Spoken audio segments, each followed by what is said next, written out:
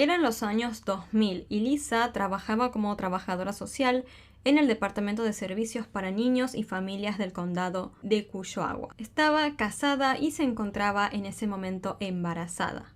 Dio a luz a una niña, pero unos años después, en 2003, el matrimonio de Lisa se complicó y ella y su marido tomaron la decisión de divorciarse. 3 años después, en el año 2006, Lisa conoció a Kevin Neufeld, quien era camionero. Ambos se llevaron bien de entrada, pues tenían mucho en común. Kevin también había tenido un matrimonio previo y tenía un hijo, aunque a diferencia de Lisa, su hijo no vivía con él. Con el tiempo, Kevin y Lisa empezaron una relación de novios y después se casaron.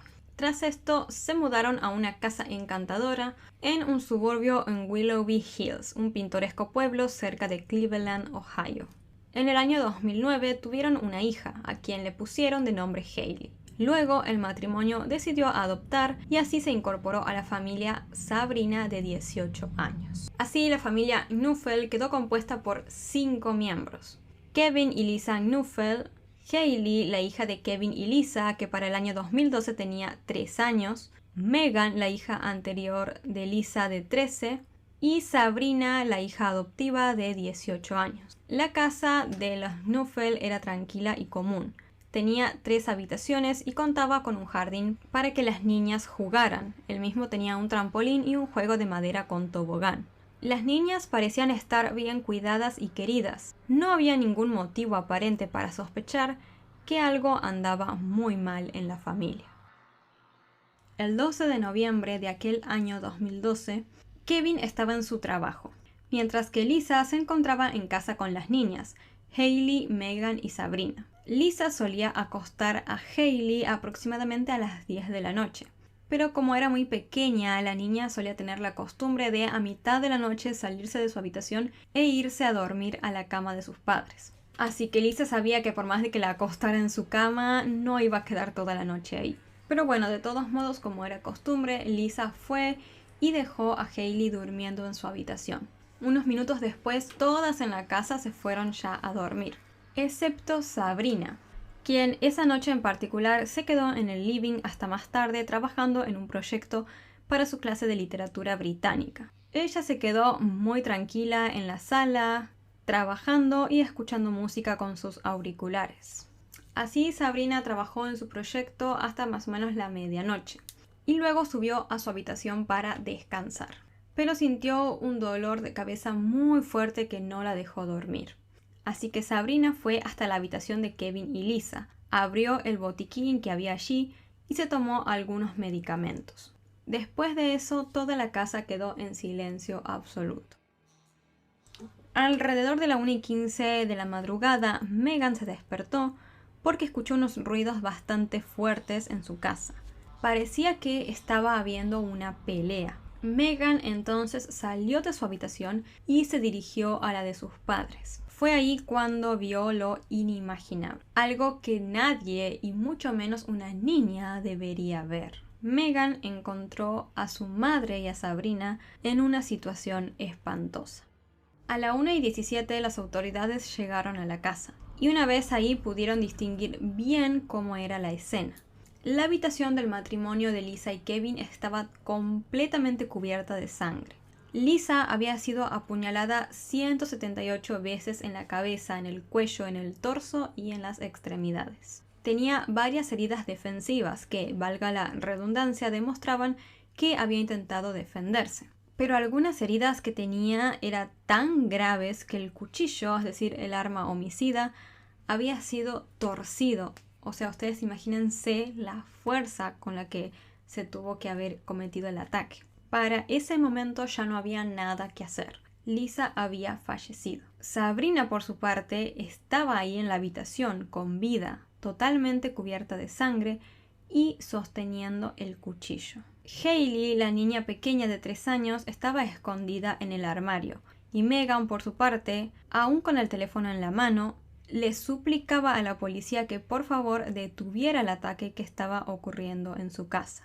La policía le pidió a Sabrina que saliera de la habitación y soltara el cuchillo. Sabrina hizo caso, salió de la habitación totalmente cubierta de sangre y aún sosteniendo el cuchillo. En ese momento lo soltó y la policía se la llevó de inmediato. Ninguno de los agentes entendía nada. Cuando la policía intentó hablar con Sabrina, ella dio respuestas muy incoherentes y no quiso colaborar demasiado. No obstante, en parte estaba bastante en claro lo que había sucedido. Sabrina estaba totalmente cubierta de sangre y sosteniendo el arma homicida. Era bastante evidente que ella había atacado y le había quitado la vida a su madre adoptiva. Pero todos se preguntaban por qué. ¿Por qué Sabrina atacó de esa forma a su madre de una manera tan brutal? Sabrina Zurich nació en octubre de 1994 en Ohio, dentro de una familia marcada por el caos y la delincuencia.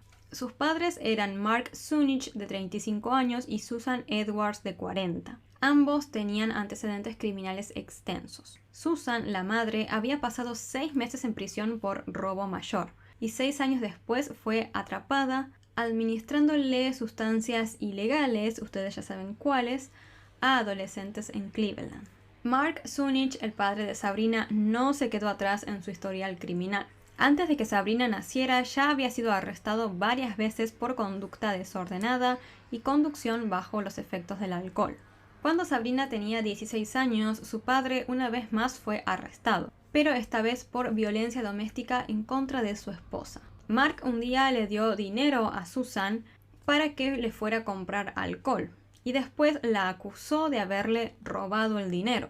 La agarró del cabello y empezó a actuar de forma muy violenta con ella. Afortunadamente, no sé quién, no sé si la propia Susan o algún vecino, pero alguien terminó llamando a la policía y las autoridades fueron de inmediato. Cuando la policía llegó, Mark estaba exigiéndole a Susan que se fuera y que nunca regresara. Por toda esta situación vivida, los padres de Sabrina se terminaron separando. Por lo tanto, ella junto con su hermano se tuvo que ir a vivir a una pequeña casa junto con su padre y su abuela. No sé por qué enviaron a Sabrina a vivir en el mismo lugar que su padre, siendo que ella se sabía que era un hombre violento. Aunque sí hay que tener en cuenta también que la madre no era un gran ejemplo de todos modos, así que digamos que ella no iba a estar bien en ninguno de los dos lugares, ¿no?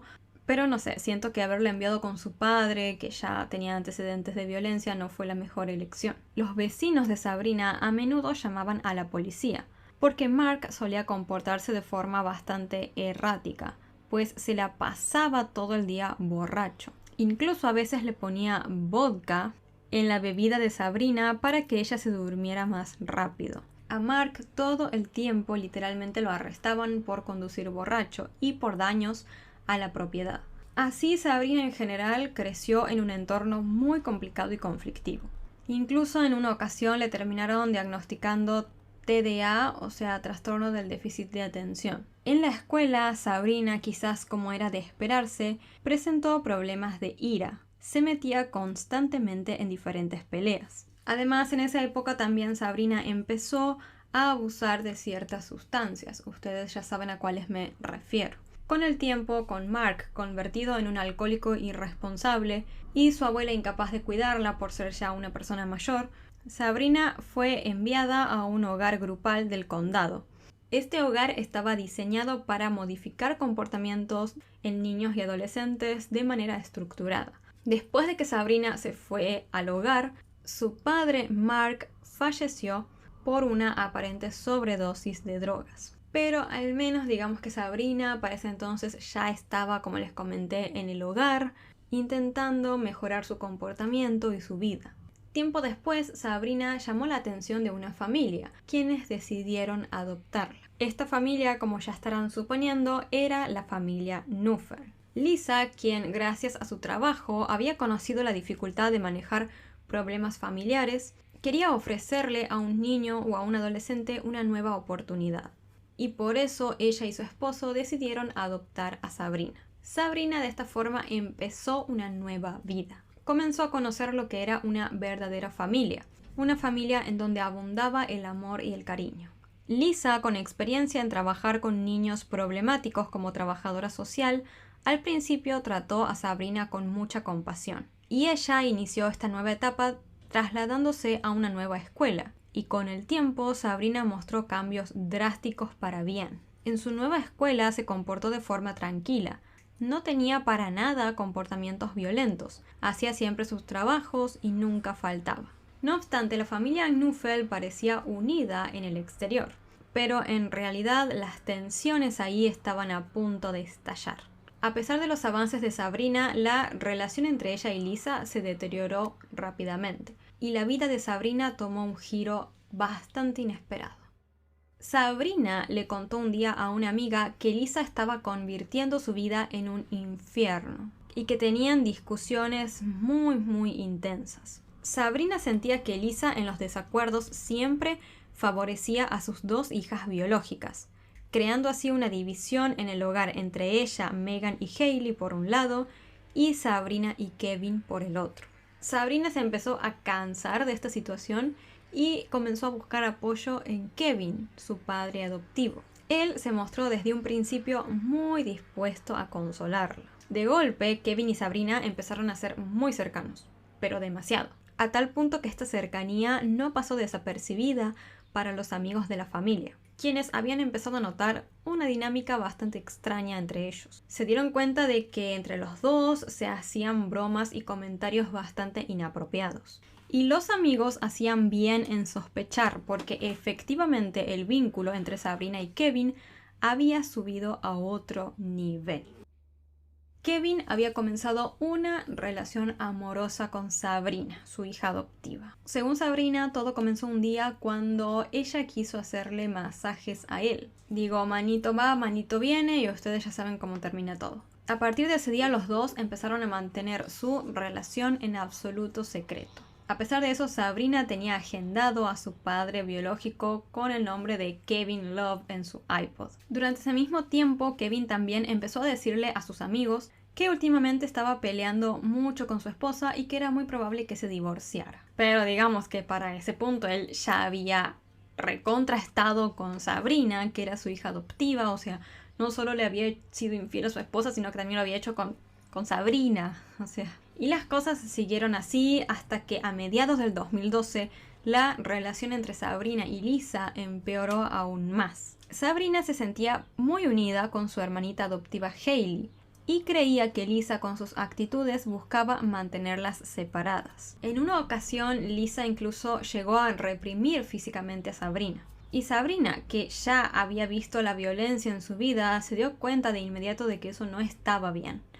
Así que la joven decidió acudir a la policía para denunciar a su madre adoptiva. No obstante, nadie tomó medidas al respecto. Ahora, ustedes para este punto quizás se estén preguntando si Sabrina no era supervisada por una trabajadora social o algo así, porque generalmente cuando un niño o adolescente se da en adopción, hay un periodo de tiempo como de seguimiento en donde son supervisados por trabajadores sociales y ven cómo se adaptan a su nueva casa y a su nueva vida. Un trabajador social debería más o menos poder distinguir si está habiendo situaciones de violencia, o muchas veces los niños mismos lo pueden decir también. Y en este caso sí, una trabajadora social sí iba a ver cómo estaba Sabrina. No obstante, ella no vio problemas en el hogar y Sabrina tampoco lo contó. La trabajadora simplemente notó que Sabrina estaba bien en la escuela, asistía a sus sesiones de conserjería, daba negativo en todas sus pruebas de drogas y básicamente creyó que todo estaba bien. Sin embargo, la situación en la familia Knuffel se volvía cada vez más complicada. El 15 de septiembre, la policía respondió a una llamada de esta familia debido a una pelea entre Kevin y Lisa. Lisa había acusado a Kevin de maltratar a su hija Megan, mientras Kevin decía que solo la había llevado como había podido a su habitación. En medio de este complicado ambiente, Kevin le dijo a Sabrina que en verdad quería divorciarse de Lisa para estar con ella. Y aparte, en esos días le preguntó a la trabajadora social si él podría quedarse con la custodia de Sabrina si se divorciaba de su esposa. Digamos que el hombre quería divorciarse de su esposa, quedarse con la custodia de su hija adoptiva para seguir siendo la pareja de su hija adoptiva.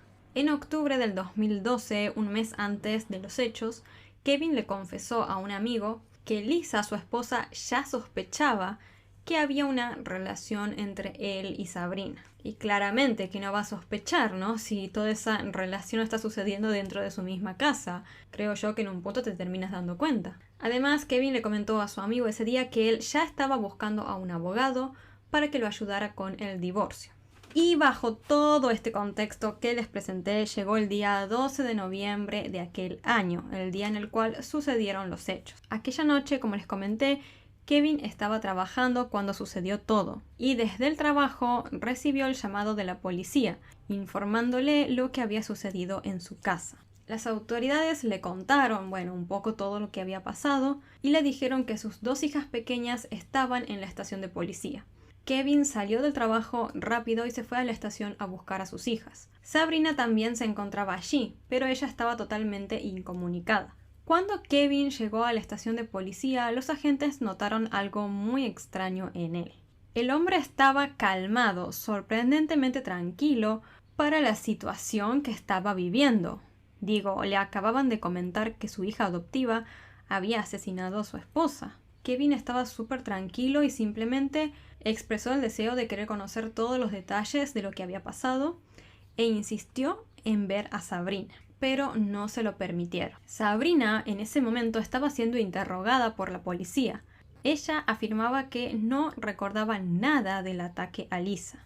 Decía que solo se acordaba que había entrado a la habitación de su madre adoptiva para buscar medicación, pero después de eso ya todos sus recuerdos estaban en negro absoluto. A medida así que los interrogatorios avanzaban, Sabrina mantenía su versión, pero las pruebas en su contra claramente eran demasiado evidentes. Por lo tanto, quedó ya en prisión preventiva a espera de su juicio. Pasaron los días y Kevin siguió con su vida como si nada hubiera pasado. Apenas 5 días después de la muerte de Lisa, donó todas sus cosas y empezó a intentar vender los muebles de su dormitorio. Incluso le pidió a un amigo que cerrara todas las cuentas de redes sociales de Lisa, alegando que no podía manejar la avalancha de mensajes que le llegaban.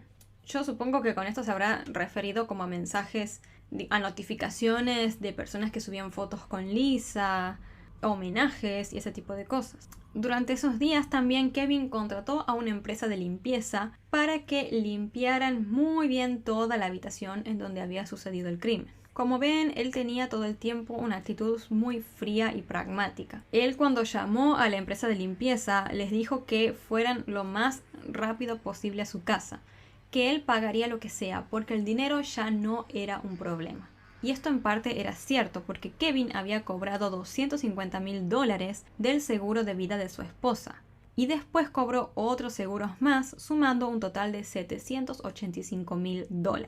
Kevin no dudó ni demoró nada en empezar a utilizar ese dinero. Pagó la hipoteca de su casa, la cual había sido embargada anteriormente, compró autos nuevos y hasta se tomó lecciones de vuelo. Pero mientras él vivía muy cómodamente, Sabrina aguantaba como podía en prisión, esperando su juicio por el asesinato de su madre adoptiva. Sin embargo, después de 9 meses, la situación cambió drásticamente para Kevin. Sabrina llegó a un acuerdo de culpabilidad y decidió contarle a la policía sobre su relación con Kevin y revelar la verdad detrás del crimen. Sabrina contó que Kevin un día le había dicho, como les comenté, que él quería divorciarse de Lisa para que pudieran los dos estar juntos. Pero luego le comentó a Sabrina que él había estado hablando con un abogado y gracias a eso se había enterado de que él perdería la custodia de sus hijas si se divorciaba de Lisa. Y Kevin no quería eso. Y así, de esta forma, poco a poco, él fue convenciendo a Sabrina de que Lisa debía morir para que todos pudieran ser felices. También Kevin le reveló a Sabrina los detalles del seguro de vida de su esposa, diciéndole que justamente cobrarían cerca de $800,000 si ella fallecía. Sabrina, cegada por su amor por Kevin, accedió a seguir sus órdenes. Los dos así empezaron a planear el crimen, con la idea de, después de cometer el hecho, estar juntos y formar una familia. La pareja había discutido varias formas de quitarle la vida a Lisa. Por ejemplo, consideraron en un primer momento contratar a un amigo de Sabrina para que él hiciera el trabajo, pero el plan no avanzó. Después pensaron en utilizar una pistola con una almohada para silenciar un disparo, pero ese plan también falló. Finalmente, la mañana del día 12 de noviembre, es decir, el día del crimen, Kevin llevó a Sabrina a la escuela. Esto era algo que él siempre solía hacer.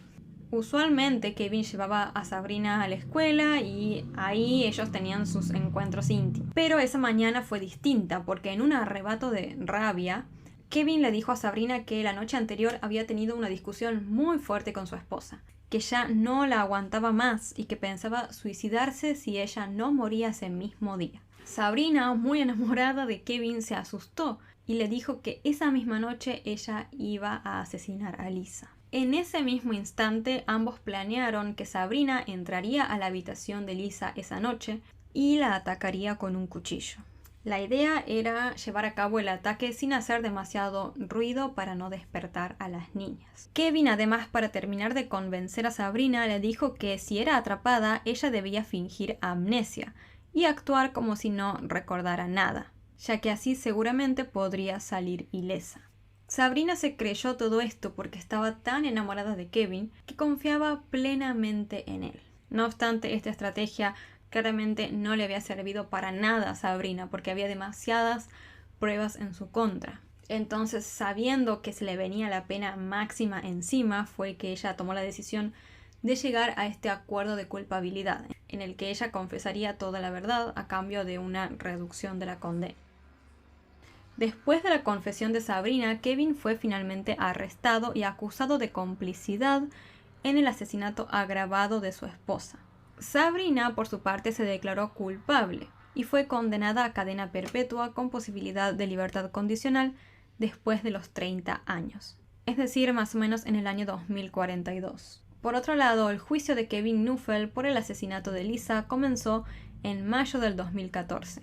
El testimonio de Sabrina en su contra era la base del caso para la fiscalía.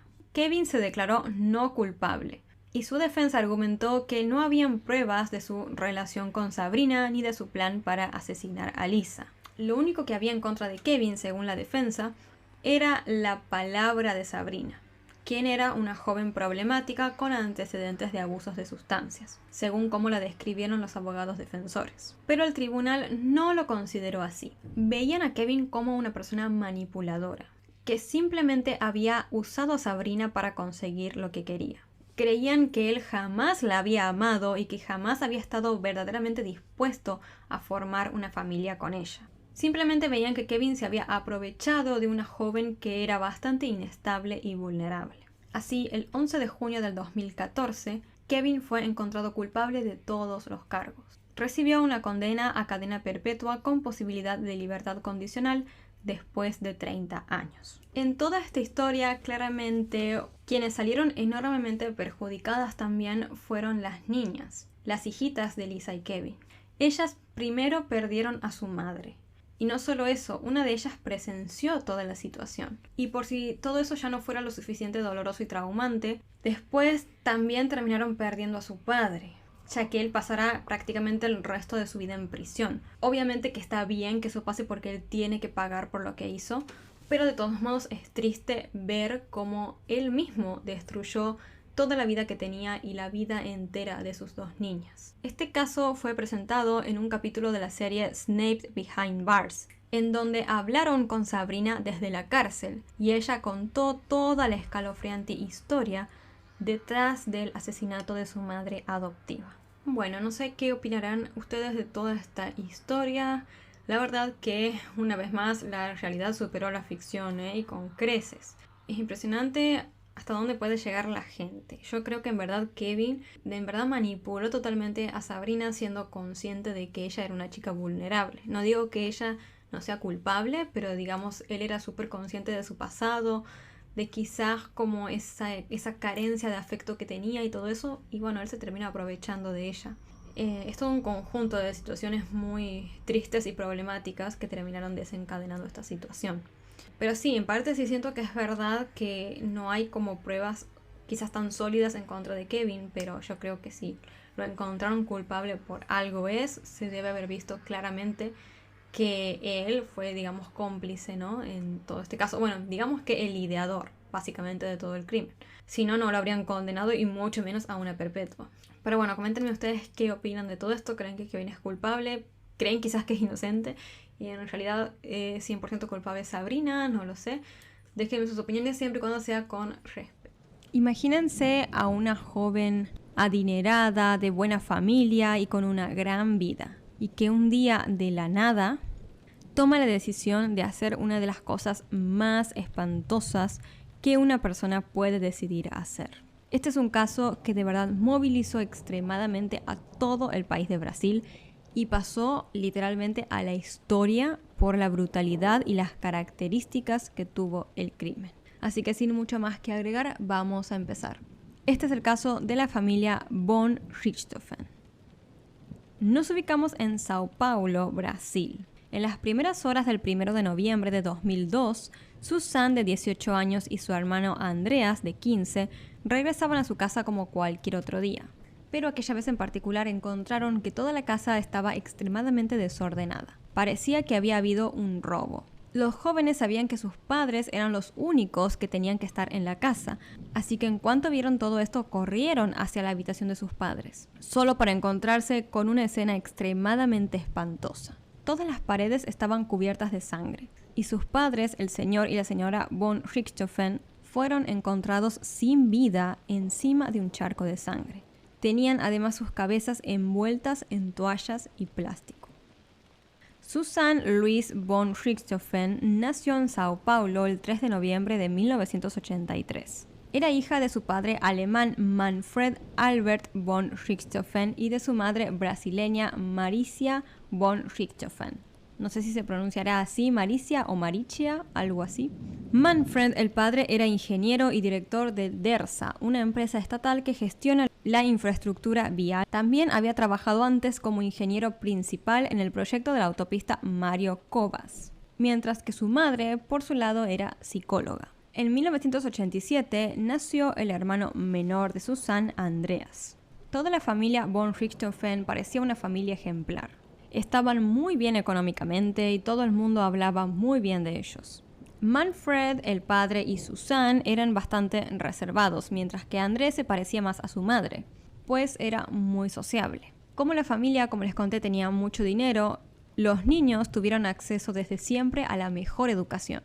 Y sus padres en verdad se involucraron muchísimo en su enseñanza y en que crecieran siendo jóvenes de bien. La casa familiar era gigantesca, tenía un gran jardín y una piscina. Era una casa que era muy conocida por los miembros de la comunidad, todo el mundo sabía que la familia vivía ahí.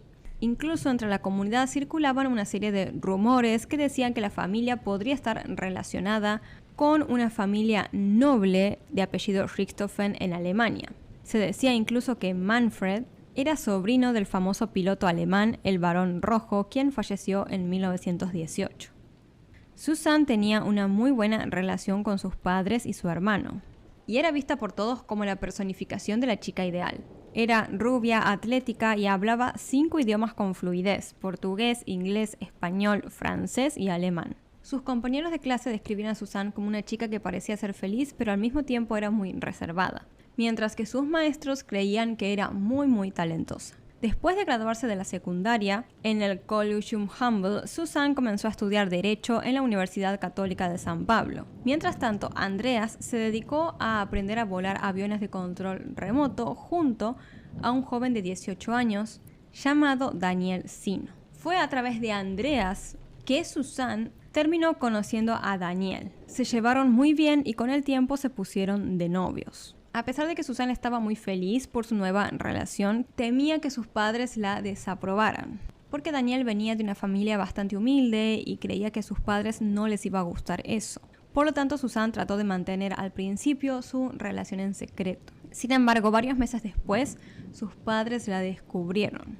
No obstante, no se opusieron a la relación, porque pensaban que simplemente sería una fase pasajera, como que iban a estar juntos un tiempito y después ya iban a dejar. Pero comenzó a pasar el tiempo y los jóvenes seguían juntos. Y no solamente a los padres de Susan no les agradaba la familia de Daniel, sino tampoco les gustaba el hecho de que habían descubierto que el joven no estudiaba ni trabajaba. También descubrieron que Daniel solía estar bastante involucrado en el consumo de gas. Y por ello empezaron a sospechar de que quizás Susan también estaba consumiendo esas sustancias. Susan, por su parte, estaba súper involucrada en su relación y cada vez pasaba más tiempo con Daniel. Incluso se ausentó de su propia graduación de la secundaria solamente para estar con él. Susan a menudo llevaba a su hermano menor Andreas cuando visitaba a Daniel, y este último tenía un hermano mayor llamado Christian. Los cuatro solían pasar bastante tiempo jugando videojuegos en línea en un cibercafé local, y en verdad la pasaban bastante bien.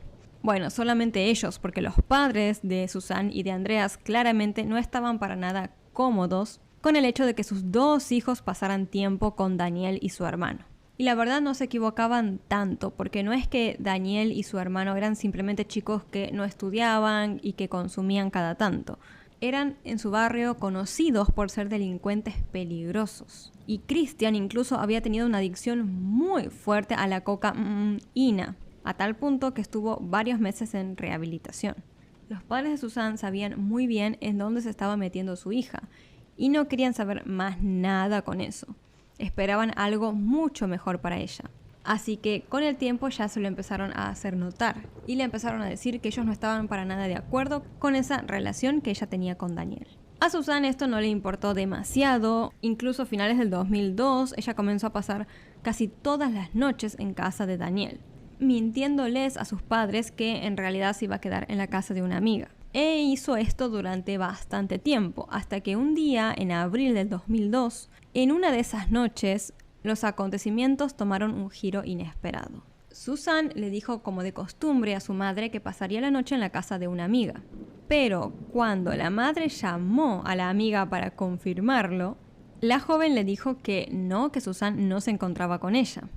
Y de esta forma la mentira se cayó totalmente. A la mañana siguiente, cuando Susan volvió a su casa, su madre la enfrentó. Y a Susan no le quedó de otra que admitir que había pasado la noche con Daniel en un hotel. La madre de Susan hizo todo lo posible para intentar convencer a su hija de que terminara esa relación, pero ella no quería saber nada. Hasta que después de una discusión muy larga, llegaron a una especie de acuerdo. La madre de Susan le dijo que si Daniel volvía y terminaba la escuela, aprobaría su relación. Sin embargo, Daniel, la verdad, no estaba para nada interesado en volver a la escuela y no lo terminó haciendo. En julio del año 2002, los padres de Susan viajaron a Europa por un mes y durante ese tiempo Daniel se mudó a la casa de su novia. A Susan, la verdad, le encantó compartir esos días con su novio, así que cuando sus padres regresaron, le pidió por favor a su padre que le diera un departamento para que ella viviera allí con Daniel. Y obviamente él se negó totalmente. Ante esta petición, los padres se enojaron muchísimo y tomaron la decisión de establecer límites estrictos para con su hija. Le pidieron que cortara esa relación de inmediato. Susan claramente se negó y después los padres la amenazaron diciéndole que le iban a cortar toda su herencia. Pero eso tampoco detuvo a la joven. Tiempo después, Susan descubrió que su padre estaba intentando que ella terminara su relación enviándola a Europa. Y ella claramente no quería saber nada con ir. Así que tomó la decisión de mentirle a sus padres de que había ya terminado con Daniel. Su padre se lo creyó totalmente y estaba encantado con la decisión que había tomado su hija. Incluso se lo contó a todos sus amigos, le contó a todos sus colegas que su hija había terminado por fin con ese chico llamado Daniel. No obstante, claramente sabemos que era una mentira y Susan continuó viendo a su novio en secreto. La madre de la joven, por su lado, era un poco más viva y no le terminó nunca de creer a su hija. La observó muy de cerca durante un tiempo hasta que finalmente confirmó sus sospechas y se dio cuenta de que Susan jamás había terminado con Daniel. La pareja parecía ya no tener salida, ya ni siquiera podían seguir su relación en secreto. Así que sin poder encontrar otra solución, comenzaron a idear un plan para deshacerse de los padres de Susan. La mañana del miércoles 31 de octubre del 2002, Susan comenzó su día como cualquier otro. Fue a clase y después volvió como si nada pasara. Cuando cayó la noche, tomó la decisión de poner el plan en marcha. Pero primero tenía que ocuparse de su hermano menor Andreas. Susan entonces pasó a buscar a Daniel aproximadamente a las 9:30 de la noche. Y se pusieron a consumir, ustedes ya saben qué cosa, mientras repasaban su plan. Después de esto se dirigieron a la casa familiar de los von Richthofen junto a Christian, el hermano de Daniel. Ellos sabían que para concretar el plan primero tenían que sacar a Andreas, el hermano menor de Susan, del medio. Así que cuando llegaron le propusieron ayudarlo a escaparse para que el jovencito de 15 años pudiera ir a jugar videojuegos con sus amigos. Andreas ni siquiera lo dudó, solamente pensó que su hermana, el novio de ella y el hermano estaban siendo súper buena onda y que lo estaban ayudando a escaparse para ir con sus amigos y demás. Nunca sospechó nada extraño. Así que el niño siguió los pasos de su hermana y de los demás, salió de su casa y se fue con sus amigos. Más tarde, a las 11:59 de la noche, Susan le dio a Daniel y a su hermano Christian ropa oscura para que se pusieran, junto con guantes quirúrgicos para ocultar sus huellas dactilares y también pantimedias para cubrirse el cabello. Una vez que tuvieron todo esto, ahí sí comenzó el plan. Sabían que no podían dejar ninguna evidencia, así que Susan primero entró a su casa, desactivó el sistema de alarmas y las cámaras de vigilancia, antes de ir a ver a sus padres y corroborar que los dos se encontraban profundamente dormidos. Mientras Susan hacía esta parte del plan, Daniel y su hermano esperaron fuera, hasta que ella les hizo unas señas para que entraran a la casa. Una vez dentro, Susan se quedó en la sala de estar, mientras que Daniel y Christian subían al piso superior, exactamente a la habitación de los padres de Susan. Iban cargando unas barras de hierro que habían traído. Una vez que llegaron a la habitación, como les conté, los padres estaban profundamente dormidos. Daniel se puso encima de la madre de Susan y Christian encima del padre. El plan inicial era golpearlos hasta matarlos con esas barras de hierro, pero resultó ser más difícil de lo esperado. Comenzaron a golpearlos y era como que ellos reaccionaban mucho, demoraban en perder la vida. Después de varios minutos y varios golpes, los padres de Susan sufrieron daños cerebrales graves de los golpes. Esta lesión hizo que sus lenguas cayeran hacia atrás, bloqueando sus vías respiratorias. Esto generó un ruido muy fuerte, y en ese instante Daniel se asustó, corrió hacia el baño, tomó unas toallas y empezó a intentar asfixiar a los padres de Susan y al mismo tiempo callar ese sonido. Pero esto no funcionó, así que en lugar de eso tomaron 2 bolsas plásticas y se las colocaron encima de la cabeza. De esta forma, varios minutos después, tanto el padre como la madre de Susan dejaron de respirar.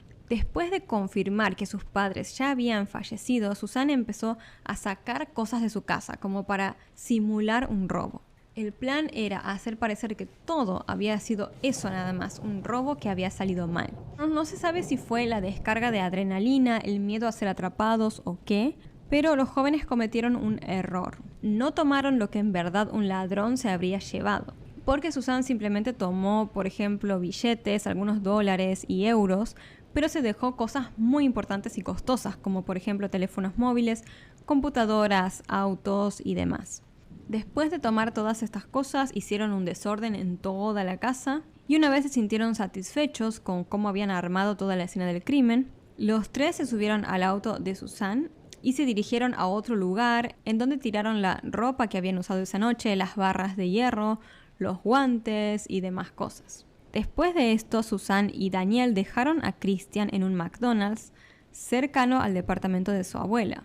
Él se quedó un par de horas ahí, mientras que Susan y Daniel se fueron a una lujosa suite de un hotel, en donde básicamente se pasaron toda la noche festejando lo que habían hecho. A las 3 de la mañana se fueron a un cibercafé a buscar a Andreas, quien, recordemos, había pasado la noche allí jugando videojuegos con sus amigos. Y después los 3 volvieron a la casa familiar, básicamente a la escena del crimen.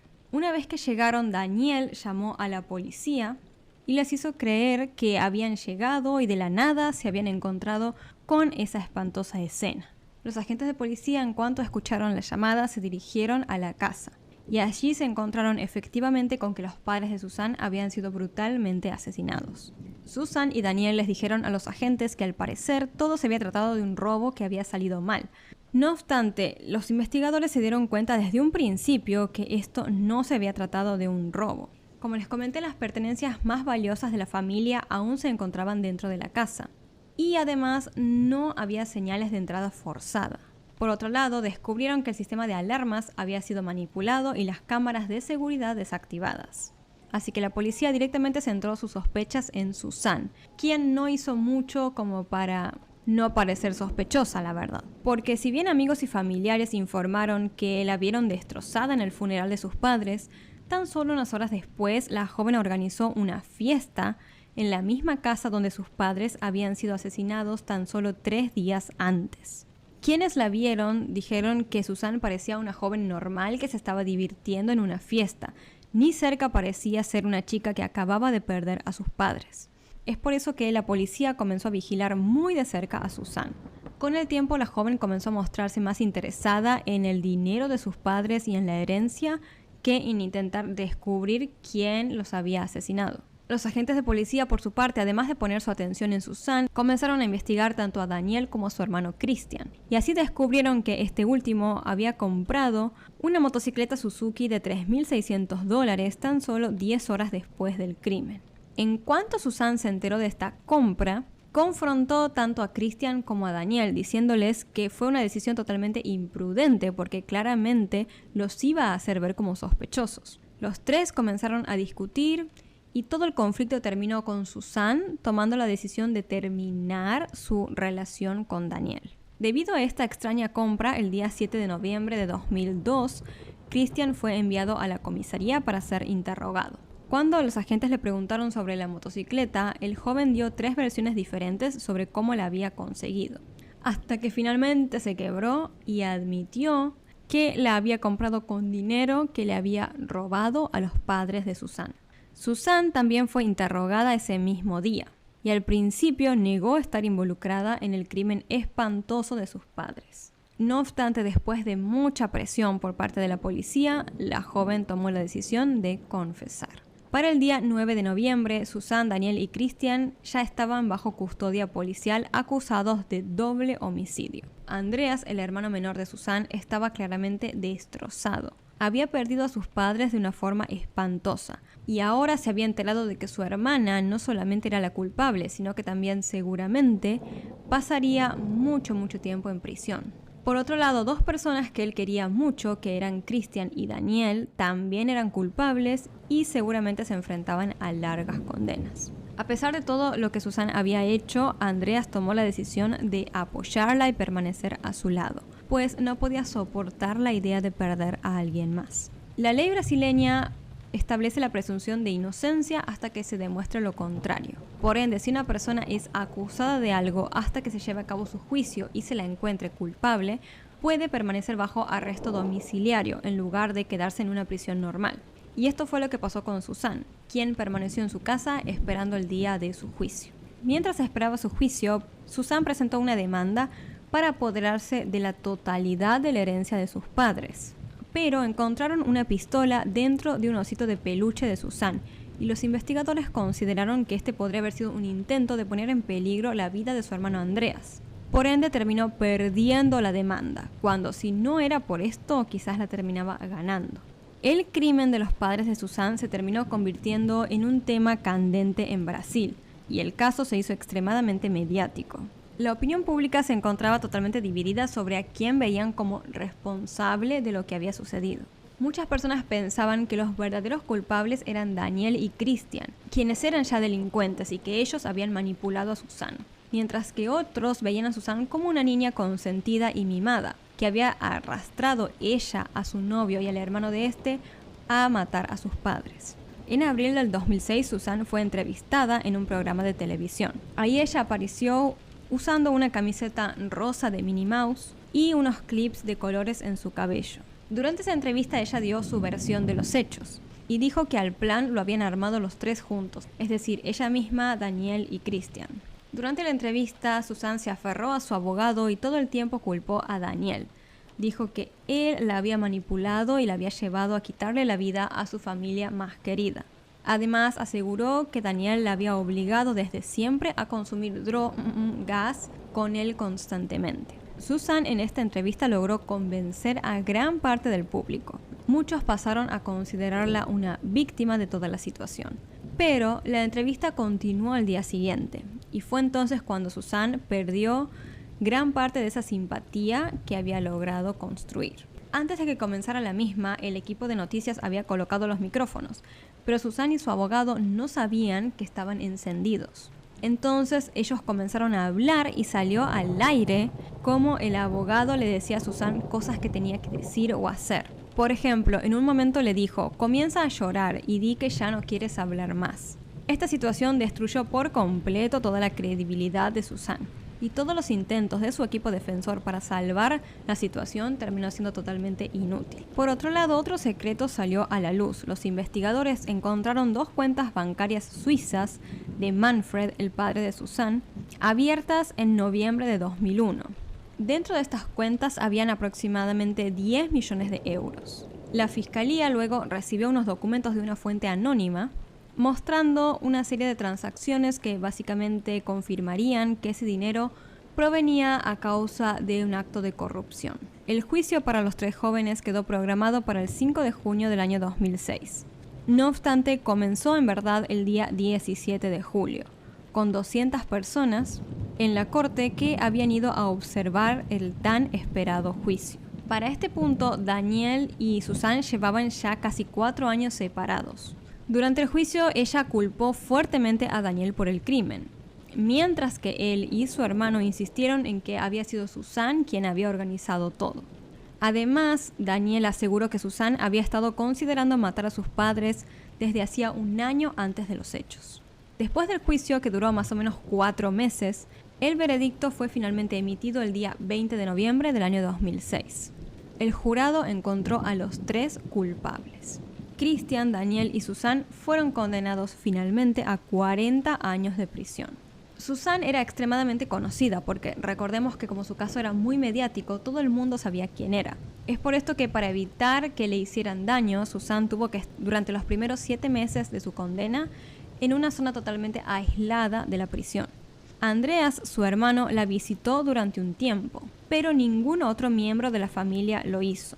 Todos los demás dejaron muy en claro que no querían verla.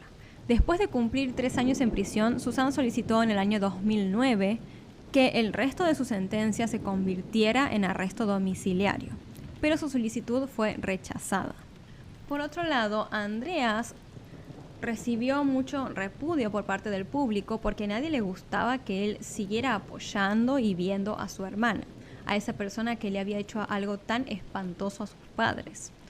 Pero después de varios años, Andreas tomó la decisión de demandar a Susan por su parte de la herencia que le correspondía. Y además de la herencia, recibió el seguro de vida de su padre valorado en $300,000. Esto hizo que también Andreas lograra ganar la simpatía de la opinión pública, quienes veían que finalmente él había madurado y se había dado cuenta de que no tenía que estar a favor de su hermana. Susan, por su parte, con el paso de los años, comenzó una relación con una reclusa llamada Sandra Gómez, y para septiembre del año 2014 prácticamente estaban casadas. Cuando la noticia de la relación de ellas dos se hizo pública, causó un escándalo, porque Sandra Gómez había sido condenada a 27 años de prisión por el secuestro y asesinato de un niño. Así que digamos que sí, fue bastante polémico todo. Pero su relación no duró mucho, la verdad. Unos años después se terminaron separando. Luego de esto, Susan decidió centrarse en ella misma y continuar su educación.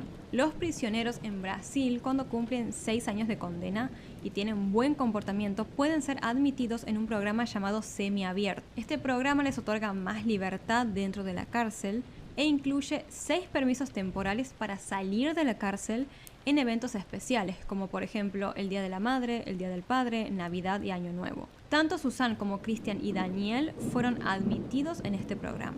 Danielle salió por primera vez en un Día de la Madre y comenzó a salir ahí con una chica llamada Alén. Después, para su permiso del Día del Padre, él le propuso matrimonio y en Navidad se terminaron casando. En 2016, Susan comenzó una relación con un hombre divorciado de 37 años llamado Rodrigo Alberg. Pero después de esto, Susan fue revocada del programa, ya que empezó a ser desobediente con las reglas que tenía que seguir dentro de la cárcel. En enero del año 2018, Daniel fue liberado después de cumplir tan solo 15 años de su sentencia de 40. A partir de ese momento, él se centró en reconstruir su vida y en su nueva familia. Christian, por su parte, fue liberado en agosto del 2017 después de cumplir 14 años. Pero 7 meses y 24 días después volvió a la prisión por haber sido acusado de agredir a su esposa e intentar sobornar a un policía para encubrir ese crimen. Por su parte, Andreas se sabe que tras el crimen él se fue a vivir a la casa de sus abuelos. No obstante, se tiene conocimiento de que cuando creció se involucró en las drogas y en la delincuencia lamentable. En la tranquila localidad de Boonesboro, cerca de Lynchburg, Virginia, en marzo del año 1985, un crimen horrendo sacudió a la comunidad y capturó la atención del mundo. Derek y Nancy Hayston, un matrimonio canadiense respetable, fueron encontrados brutalmente asesinados en su propia casa. Lo que inicialmente parecía un acto de violencia sin sentido, pronto se reveló como una historia compleja que involucraba a la propia hija del matrimonio, Elizabeth Hayston, y a su novio alemán Jens Soring. Este caso, que está lleno de giros inesperados, confesiones contradictorias y dudas persistentes, se ha convertido en inglés, digamos, como un clásico en el género del true crime. Sin embargo, no vi que se hable tanto de él en español, así que por eso quise traérselos el día de hoy y porque siento que tiene varias cosas, ¿no? Suceden varias cosillas que podemos estar hablando y debatiendo al final. Así que ahora sí, sin nada más que agregar, comencemos.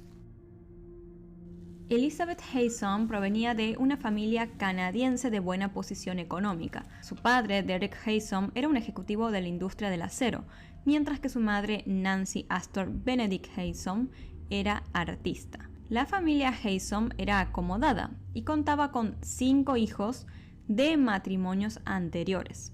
Digamos que Elizabeth era como la única de los 2 juntos.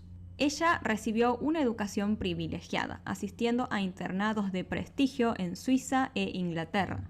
Era una joven de fascinante belleza y sofisticación, pero con una inclinación por las sustancias ilícitas, por decirlo de alguna manera, hasta tal punto que ella se autodenominaba Lady Macbeth. Lady Macbeth tiene un trasfondo bastante interesante, sobre todo si se aplica a una persona como lo era Elizabeth Hayston. Lady Macbeth es un personaje de la famosa tragedia Macbeth escrita por William Shakespeare. En la obra, ella es la esposa del protagonista, Macbeth, y es conocida por ser ambiciosa, manipuladora y despiadada. Es quien impulsa a su esposo a cometer un asesinato para conseguir poder.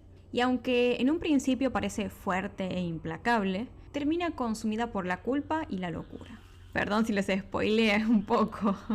Entonces, cuando Elizabeth se autodenominaba Lady Macbeth, está haciendo como una especie de autocomparación con este personaje trágico y oscuro. Como si reconociera en ella misma ciertas cualidades parecidas, ¿no? Por ejemplo, la manipulación, la ambición y una conexión directa con la violencia y el crimen. También podría reflejar como una especie de autoimagen teatral y dramática, como si ella misma se viera como la protagonista de una historia intensa y peligrosa, y que de hecho se terminó convirtiendo en protagonista de una historia así. Pero el hecho de que una joven se autodefina de esta forma, sabiendo el peso que tiene este personaje en la literatura, podría llegar a indicar una personalidad intensa, posiblemente narcisista, que es autoconsciente, digamos, de su lado oscuro, y que tiene también una cierta como fascinación con el poder, la culpa y el crimen. Elizabeth con el tiempo se volvió inmanejable para sus padres, pero su padre, Derek, soñaba con que ella siguiera sus pasos en ingeniería y pretendía que tuviera un mejor nivel en matemáticas, así que la llevó a clases especiales, cursos y la hizo hacer un año más de formación en el secundario. Pero esto llevó a que Elizabeth empezara a desarrollar una especie de odio hacia sus padres, pues sentía que querían controlarle su vida, que la asfixiaban y que esperaban demasiado de ella. Con el tiempo llegó a odiar a sus padres, pues estaba profundamente resentida con ellos. Para el año 1984, Elizabeth estudiaba en la Universidad de Virginia, donde conoció a Jens Soring, un joven alemán de 18 años. Jens Soring era, como les conté, un ciudadano alemán, hijo de Klaus Soring, un diplomático de ese país. A los 18 años, Jens obtuvo una beca completa para estudiar en la Universidad de Virginia.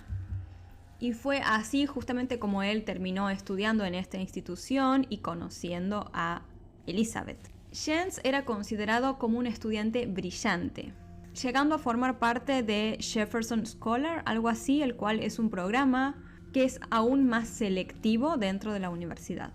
Toda la vida, hasta que conoció a Elizabeth, a Jens lo llamaron siempre con apodos despectivos como de nerd o virgen, porque básicamente él no solía tener muchas experiencias románticas, ¿no? En general.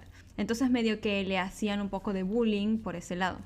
Pero cuando Jens conoció a Elizabeth, las cosas cambiaron. Los dos rápidamente se enamoraron y comenzaron una relación bastante intensa, pues solían intercambiarse cartas de amor súper apasionadas constantemente. Pero no todo era color de rosas y felicidad.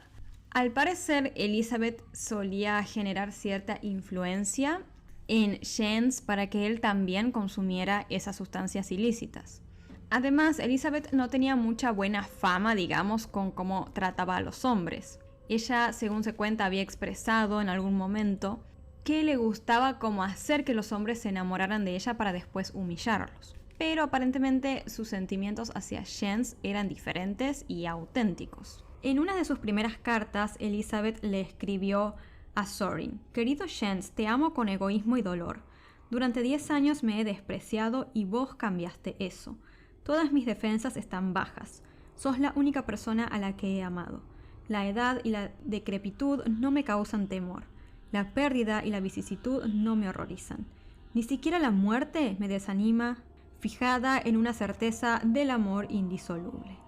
Me siento completamente segura contigo. Soy una parte tuya, Elizabeth». La relación entre ellos siguió creciendo hasta que llegó el día en donde Elizabeth decidió presentarle Jens a sus padres. El encuentro inicial de Jens con los padres de Elizabeth no fue muy agradable. Se dice que los familiares de Elizabeth prácticamente interrogaron a Jens. Le preguntaron de todo sobre su familia y sobre su pasado. Y cuando terminó todo el encuentro, los padres de Elizabeth no quedaron muy contentos porque para ellos Jens se comportaba de una forma bastante errática, como que no les gustó. Y muy posiblemente Jens se había comportado así por estar bajo los efectos de las sustancias estas que ustedes ya saben cuáles son. La cuestión es que después de esa reunión, los padres de Elizabeth llegaron a la conclusión de que Jens no era lo suficientemente bueno para su hija. En planos generales, digamos que ellos desaprobaron la relación. Esto generó claramente bastante frustración e ira en Jens. Y Elizabeth también sentía cierta ira porque sus padres no aprobaran su relación. Ira que se fue transformando cada vez más en un odio mucho más profundo hacia sus padres. La mañana del día 3 de abril de 1985, Elizabeth empezó a preocuparse porque no podía contactarse con sus padres, lo cual era inusual en ellos, pues siempre solían contestar a las llamadas y demás. Es por esto que Elizabeth le preguntó a un amigo de la familia si podía llegarse hasta la casa de sus padres y ver cómo estaban. Este amigo aceptó y acudió a la residencia de los Hayson, que era conocida como Luz Chippings o algo así. En cuanto llegó a la casa, este amigo de la familia hizo un macabro hallazgo. Derek Hayson fue encontrado sin vida en el salón de su residencia. Su cuerpo presentaba signos de extrema violencia. Por otro lado, Nancy Hayston fue descubierta en la cocina, también sin vida y con evidentes signos de violencia. Claramente el matrimonio había sido atacado y asesinado, y la ubicación separada de sus cuerpos en diferentes áreas de la casa, digamos, sugería que los dos habían sido atacados justamente en distintos momentos y lugares. Al momento del descubrimiento, la puerta de la casa no mostraba signos de haber sido forzada, lo que indicaba que el agresor probablemente tenía acceso a la casa o fue admitido voluntariamente por las víctimas. Las luces exteriores de la casa estaban encendidas, pero las luces interiores no, lo que podría sugerir que el crimen había sucedido durante la noche o en las primeras horas de la mañana. En la mesa del comedor se encontraron dos cubiertos, lo que sugería que Derek y Nancy Haysom habían estado comiendo antes de ser atacados. Por ende, con esta segunda pista se podría deducir que el crimen sucedió entonces de noche quizás, después del horario de la cena. Un detalle significativo también fue que no faltaban objetos de valor en la casa. Habían cosas de plata, dinero en efectivo y joyas, que estaban básicamente a la vista y no habían sido ni tocados. Además, los vehículos de las víctimas estaban estacionados fuera de la residencia y las llaves de ambos vehículos se encontraron en el pasillo de la casa. Ahora, esta ausencia de signos de robo y la falta de entrada forzada llevaron a los investigadores a considerar desde un primer momento que el crimen no había tenido un móvil económico y que las víctimas probablemente conocían, claramente no, a su agresor o sus agresores. Además de la brutalidad del ataque, los investigadores observaron que se habían realizado ciertos esfuerzos para limpiar ciertas huellas en la escena del crimen. Huellas de sangre, para ser más específica. Después de que se analizó toda la escena del crimen en este procedimiento inicial, se levantaron los cuerpos y se los llevaron para hacerles una autopsia. Como les conté, el estado de los cuerpos de Derek y Nancy Haysom al ser descubiertos reflejaba la brutalidad del ataque. Ambas víctimas habían sido salvajemente apuñaladas y degolladas. Derek Haysom presentaba la asombrosa cifra de 39 puñaladas y tenía la garganta cortada. Nancy Haysom, por su parte, había sufrido de 6 puñaladas y su garganta también había sido cortada, de manera tan severa que casi le cortaron la cabeza, digamos. O sea, imagínense ustedes. La extrema violencia infligida a las víctimas sugería a los investigadores un alto grado de rabia o un motivo personal muy fuerte por parte del agresor, posiblemente alimentado por una ira intensa o un odio muy específico hacia las víctimas. Lamentablemente, como les conté, la escena del crimen no proporcionó muchas pruebas forenses claras, pues como habían sido borradas, no se encontraron huellas dactilares identificables que pudieran vincular a un sospechoso específico con los asesinatos. Por otro lado, el arma homicida que se cree fue un cuchillo no se encontró y jamás fue recuperada por los investigadores. La única prueba forense significativa encontrada en la escena del crimen fue una huella de un calcetín ensangrentado.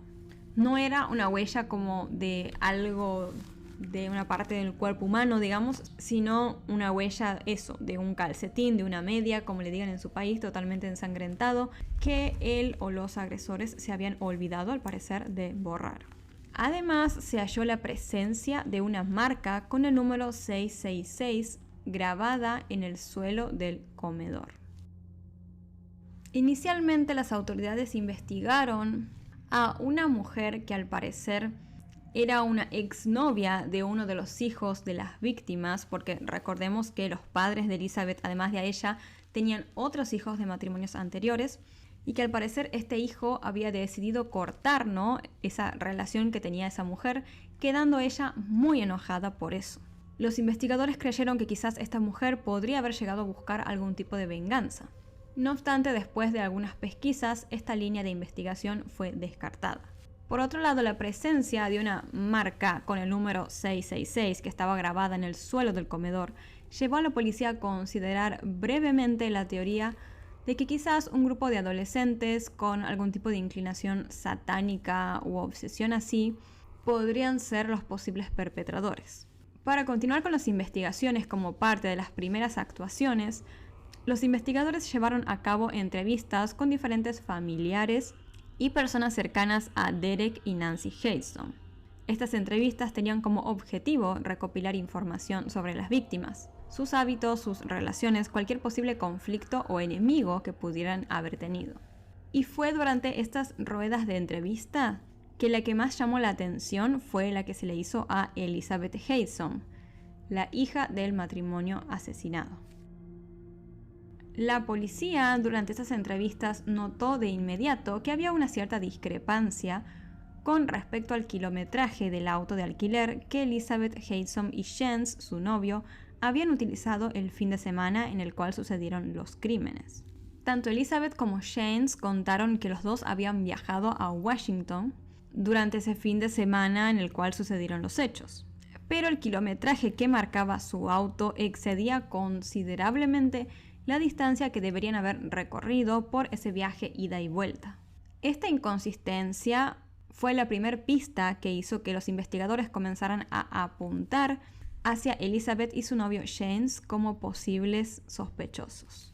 Elizabeth y James se dieron cuenta de que la policía los estaba mirando de cerca y, sintiendo que en cualquier momento vendrían por ellos, decidieron huir.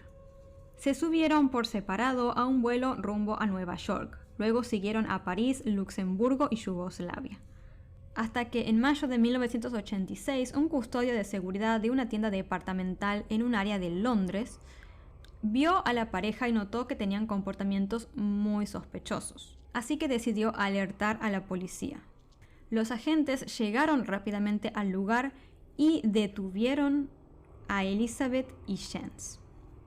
La historia ahí explotó en los diarios y en la televisión. Nadie hablaba de otra cosa. La prensa moría por esta historia que tenía todos los condimentos necesarios para despertar el morbo.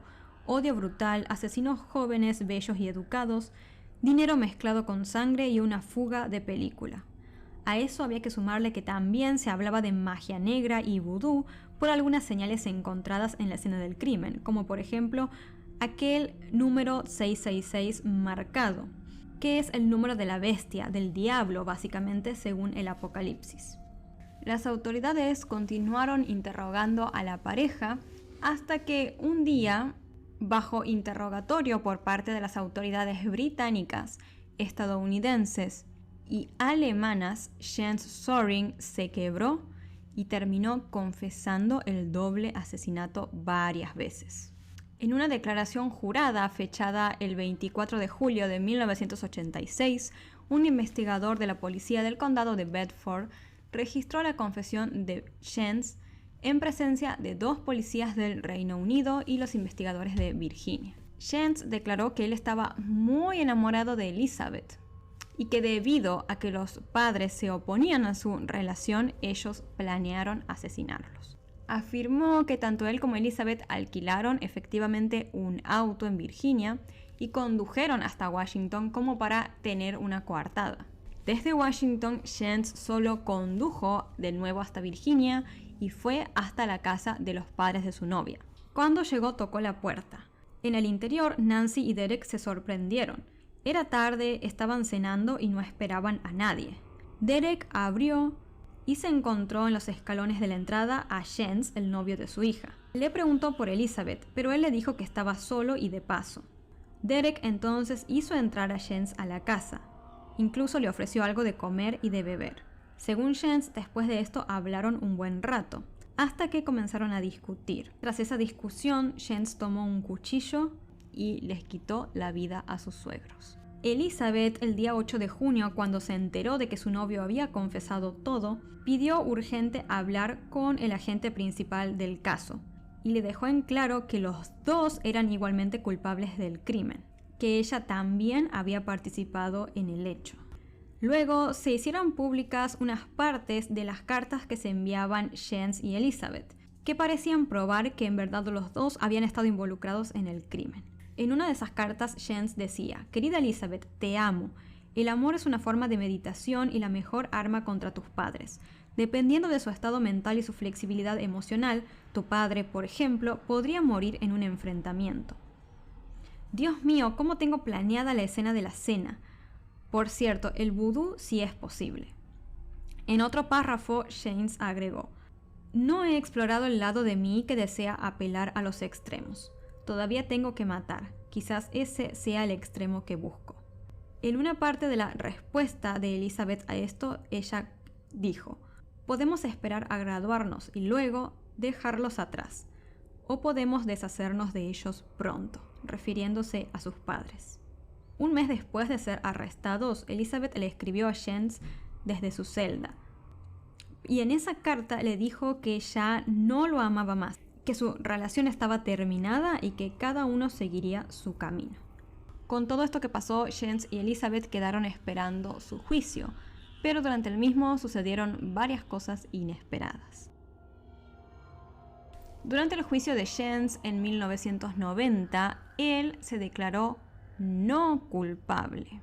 Afirmó que su confesión inicial había sido falsa y que la había hecho para proteger a Elizabeth de la acusación, creyendo erróneamente que podría tener inmunidad diplomática por ser hijo de un diplomático alemán. No obstante, durante el juicio se presentaron varias pruebas que iban en contra de Jens. Una de ellas fue aquella huella de calcetín ensangrentada que fue hallada en la escena del crimen. Un llamado testigo experto, pero que no era experto en huellas, afirmó que esa huella del calcetín podría coincidir tranquilamente con Jens. Sin embargo, como este hombre no era un experto en huellas en sí, esta afirmación después fue desacreditada. Más adelante, un estudio definitivo sobre las zapatillas deportivas de Jens demostró que la huella encontrada en la escena del crimen era demasiado pequeña para haber sido dejada por él. Pero la fiscalía señaló que el tipo de sangre de Jens era el mismo que fue encontrado en esa huella del calcetín.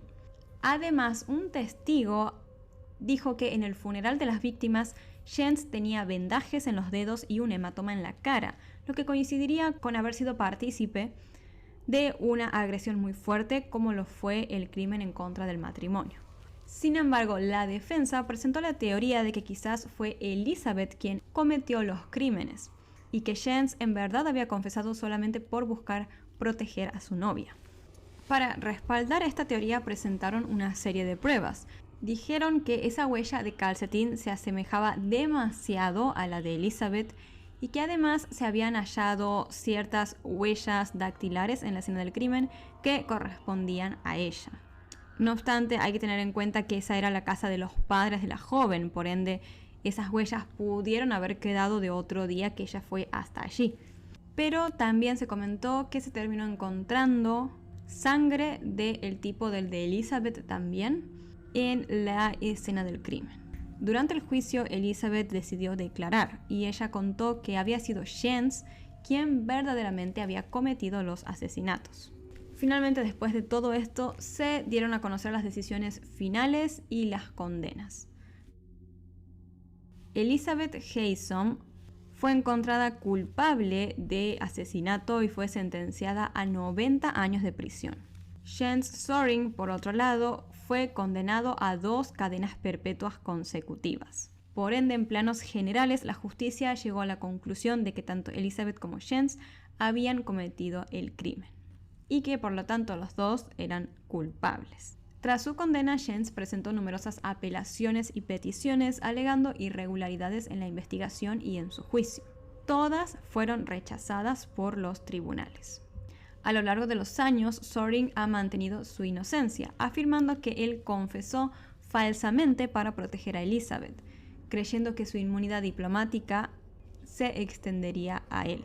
Si bien nunca se llegó a comprobar, digamos, si él estaba siendo sincero o no, es decir, si su confesión había sido falsa en verdad, sí se descubrió con el tiempo, por varios casos más que fueron sucediendo, digamos, que las confesiones falsas suelen ser bastante comunes, mucho más comunes de lo que se creía. Por ende quedó, digamos, mucho más en duda de si Jens había confesado falsamente o no y si era en verdad culpable o no. En el año 2018, nuevas pruebas de ADN analizadas por el experto McClintock, profesor de Liberty University, revelaron perfiles de ADN masculino no identificados en la escena del crimen y que por lo tanto no coincidían con el de Jens Soring.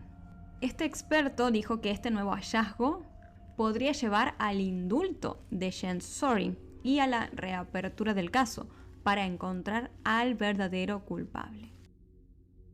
Después de cumplir más de 30 años de prisión, tanto Elizabeth como Jens Soring fueron puestos en libertad condicional el día 25 de noviembre del año 2019. Fueron entregados a la custodia del Servicio de Inmigración y Control de Aduanas de Estados Unidos para su deportación a sus países de origen, que serían Canadá y Alemania respectivamente. Ambos permanecen inelegibles para volver a entrar a los Estados Unidos. A pesar de las condenas, este caso sigue rodeado de dudas y controversias. Muchos creen que Jens Sorin confesó falsamente para proteger a Elizabeth, de quien estaba profundamente enamorado y con quien tenía una relación simbiótica. Algunos argumentaron que la evidencia circunstancial que existió contra Jens era débil. Por ejemplo, dijeron que hubo varios errores en su supuesta confesión, incluyendo que él nombró ropa incorrecta que estaban usando las víctimas, ubicación incorrecta de uno de los cuerpos y el tipo de cuchillo que él mencionó que se había usado también fue incorrecto. Muchos creen que Elizabeth Haysom fue la principal instigadora y posiblemente la verdadera autora material de los crímenes, con o sin cómplices extras. Pero si se encontró, como vimos ya, ADN masculino desconocido, podemos llegar a pensar, en realidad ya casi a afirmar, que si Elizabeth lo hizo sola, tuvo un cómplice claramente. Y si lo hicieron los dos, también tuvieron un cómplice, si no, hay una tercera persona que no se sabe quién es. Por otro lado, el testimonio que dio Elizabeth en su juicio en contra de Sorin se considera sospechoso, ya que ella tenía un motivo claro para incriminarlo y era el de reducir su propia condena. Digamos, Elizabeth, siendo consciente de que su novio ya había confesado, sabía que si ella testificaba en contra de él, lo más probable sería que se siga manteniendo como creencia general que había sido Jens quien había cometido verdaderamente los crímenes. Por todo esto, la cuestión de la culpabilidad de Jens al día de hoy sigue siendo objeto de debate. Y hacen que el caso en general de los asesinatos de Derek y Nancy Haysom sea una historia trágica y compleja que continúa fascinando y desconcertando al público. A pesar de las condenas, como les conté, la sombra de la duda en este caso aún persiste, dejando abierta la posibilidad de que la historia completa claramente aún no se haya contado jamás. Espero este caso les haya resultado de interés. Coméntenme qué opinan ustedes. ¿Creen que Jens es culpable, que es inocente, que se tendría que haber investigado más o lo que sea que ustedes piensen? Comenten siempre y cuando sea con respeto. Si se me pasó alguna información de este caso o algo está mal o lo que sea, también están invitados a aclararlo o a contar en los comentarios, siempre y cuando también sea con respeto. A mí me resulta terrorífico nomás el hecho de pensar que una persona en verdad pueda recibir una condena así sin ser culpable, o sea, por una confesión, que como vimos las confesiones falsas son más comunes de lo que parece. Y no sé, me resulta como escalofriante el pensar que esta persona, este ahora hombre, digamos, pasó tantos años de su vida en prisión y que ahora está en libertad condicional, digamos, ni siquiera puede volver a Estados Unidos ni nada. Se le arruinó la vida, ¿no? Digamos, para hacerla corta. Y nada, resulta escalofriante. No sé ustedes, pero a mí me pasa a veces que tengo como ese temor así de que pase algo y que me terminen llevando presa por algo que nunca hice, ¿entienden? Por una confusión, algo así. No sé por qué tengo como ese temor muy fuerte. Así que nada, la verdad, si él es inocente, qué espantoso, la verdad, el pensar que nada, se le arruinó la vida, pasó toda su vida en prisión en caso de que sea inocente, y si no, bueno, bien, pero bueno, ojalá se pueda descubrir la verdad, porque hay que pensar que quizás, muy probablemente, existe una tercera persona en todo este caso que jamás apareció y que sigue viviendo su vida como si nada. Así que esperamos que los avances en la tecnología y en los estudios del ADN puedan llevar a que este caso finalmente se resuelva, ¿no? Y que se terminen de unir todas las piezas, digamos. Así que bueno, como les dije, espero que esta historia les haya resultado de interés. Antes de irme, les voy a mandar un saludo a todos los miembros del canal, y ellos son Valeria Escobedo, Mercedes Polonia, Juan Antonio, Rosario Carnaval, Amaya Lucas Maidana, Guadalupe M, Alma Aguilar González, Maribel Granadeño, Luz Feliz Concepción, Winona Waiters, Carolina Chavarría, Palacios, Laila, Rebeca Guzmán, Pamela Sánchez, KL, Ana Catarina Po, Sandra Escobar MD, Laura Elena Garridos y Jacqueline Castellanos. Un beso enorme, muchas gracias por seguir apoyando este proyecto. Así que bueno, esto fue todo por hoy. Si les interesa en general este tipo de contenido, no olviden suscribirse al canal y activar la campanita de notificaciones para que YouTube les avise cada vez que suba un nuevo video. Ahora sí me despido, un beso enorme y los veo la próxima.